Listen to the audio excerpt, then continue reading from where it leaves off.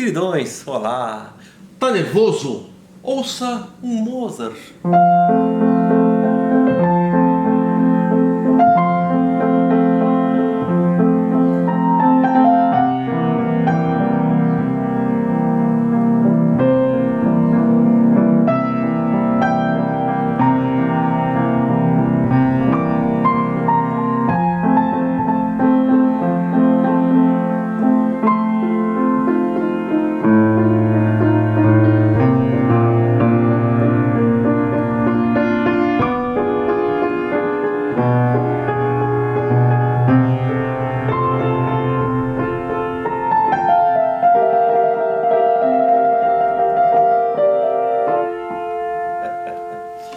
Eu adoro esses comentários meio genéricos que dizem: eu gosto de música clássica porque acalma.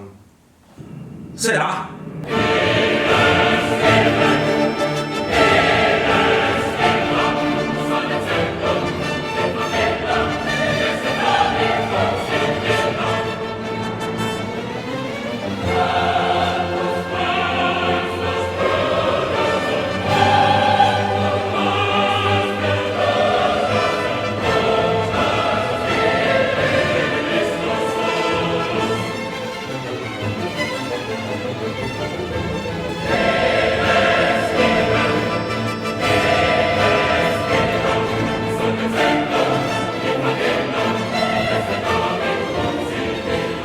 A música clássica, como quaisquer manifestações artísticas ou mesmo intelectuais ou situações de vida, tem realmente o poder de modular os nossos sentimentos e as nossas emoções. Mas a música erudita, como uma forma mais evoluída de música, ela tem mais esse poder do que outras. Normalmente associa-se músicas calmas a andamentos mais lentos. Mas será?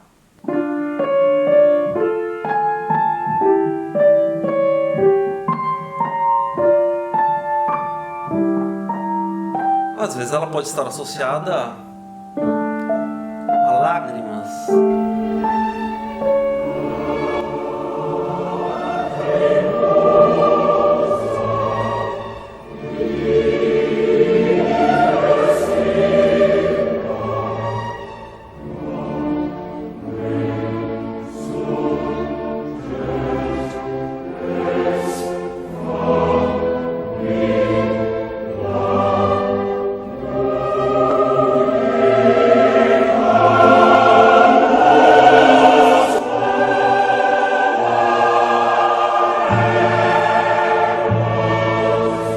Mas por que um compositor iria escrever uma música que se chama Lacrimosa? Na verdade, Lacrimosa é uma das partes de um gênero musical bastante estabelecido que se chama Missa de Requiem, e que é, na verdade, uma missa dedicada a uma pessoa falecida. Mas antes que vocês me digam que eu só gosto de falar de cara morto, não sei o que lá, é interessante lembrar um pequeno detalhe. Na verdade, o culto aos mortos é uma característica tão patognomônica do gênero Homo sapiens, como, por exemplo, fazer fogo ou a linguagem musical.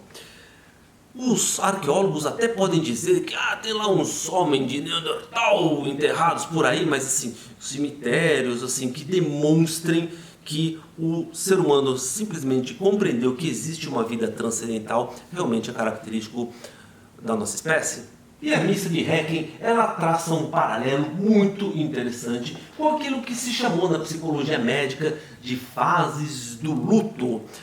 Essas fases de luto foram inicialmente descritas por uma psiquiatra suíça chamada Elisabeth Kübler-Ross em seu livro Sobre a Morte e o Morrer. Então ela basicamente diz que frente a uma situação de morte, você passa por algumas fases. Agora, eu te digo ainda mais, quando se fala em luto, na verdade não estamos dizendo especificamente após a morte de uma pessoa, mas sim pode ser outro tipo de morte. Por exemplo, se você tem um familiar que está sofrendo de uma demência, você está lidando com a perda dele, não propriamente física, mas pelo que significa o companheirismo e a amizade que esta pessoa tem por você. Da mesma forma, quando uma mãe recebe um diagnóstico de uma neuroatipia de seu filho, aquilo basicamente significa o fim de um sonho da infância perfeita? Eu que há mais de 2 décadas oriento médicos em formação, volta e meia sou obrigado a falar isso para eles. Justamente porque o seu primeiro contato com ele é enquanto ele está em alguma das fases iniciais do luto, que são justamente a negação, a raiva e a barganha. E sobre a raiva ou ira é aquilo que os compositores muito bem exploraram nas suas missas de Requiem, numa específica parte que se chama Dies Irae.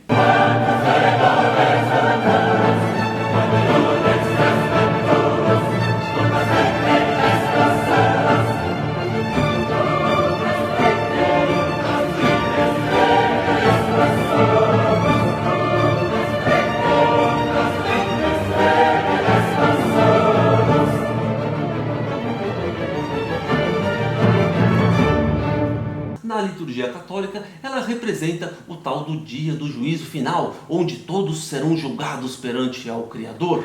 E aí sim, queridão, é bom que você tenha tido uma vida virtuosa, com muitas qualidades, amor ao próximo, senão você realmente vai queimar nas brumas do inferno. E na verdade o Requiem de Mozart, que é uma de suas obras-primas, foi escrito em seu próprio leito de morte, inclusive ficou incompleto. Aparentemente amigos ou alunos que o completaram. É uma obra maravilhosa, mas assim, com todo o respeito à genialidade do austríaco, se você tiver que retratar em música um bando de gente gritando, desesperado, histérico, com medo de ir para o inferno, nada melhor do que chamar um verdadeiro mestre da ópera italiano, Giuseppe Verdi.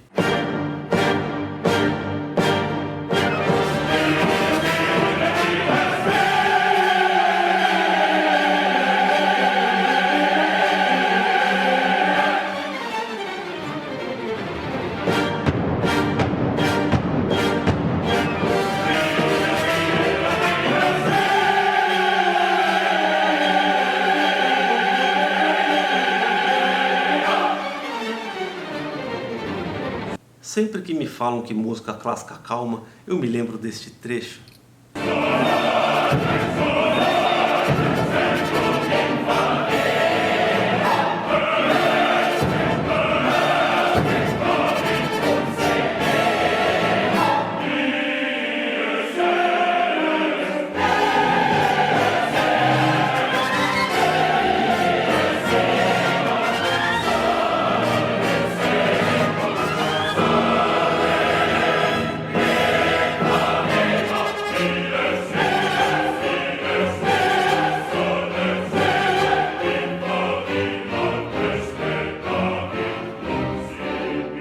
Numa daquelas pesquisas existenciais, daquelas que você não sabe de onde vieram, por onde vão, etc e tal, eu ainda era aluno da medicina e ouvi dizer que o Dies Irae do Requiem de Verdi foi considerado numa pesquisa alemã a obra mais inadequada para se ouvir, por exemplo, num trânsito, que é uma situação de estresse.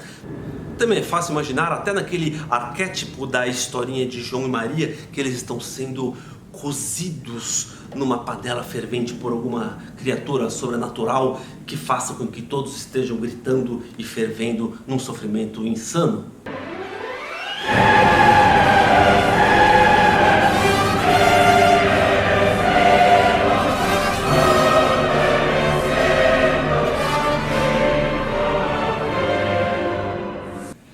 Vou terminar meu raciocínio de uma forma um pouco contraditória, até quase que sofismática, como se eu estivesse me contradizendo comigo mesmo. Porque passada a fase mais adrenérgica das fases do luto, se você, na verdade, tiver realmente uma doença terminal, a pessoa vai ter o seu sono eterno, ou como diriam os anglófonos, rest in peace. Agora, se o desfecho final não for especificamente a morte, mas sim uma condição crônica com uma queda acentuada da qualidade de vida, aí sim, de qualquer forma, depois da fase da depressão, existe a última fase do luto, que é a fase da aceitação. Ou seja, qualquer que seja a situação vivente, você vai seguir a sua vida desta forma. Ou seja, você vai acabar por se acalmar.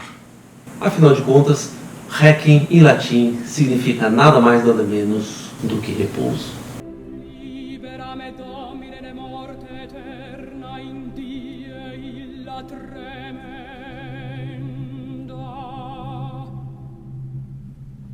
É isso aí, queridinhos. Ouçam música clássica e se acalmem.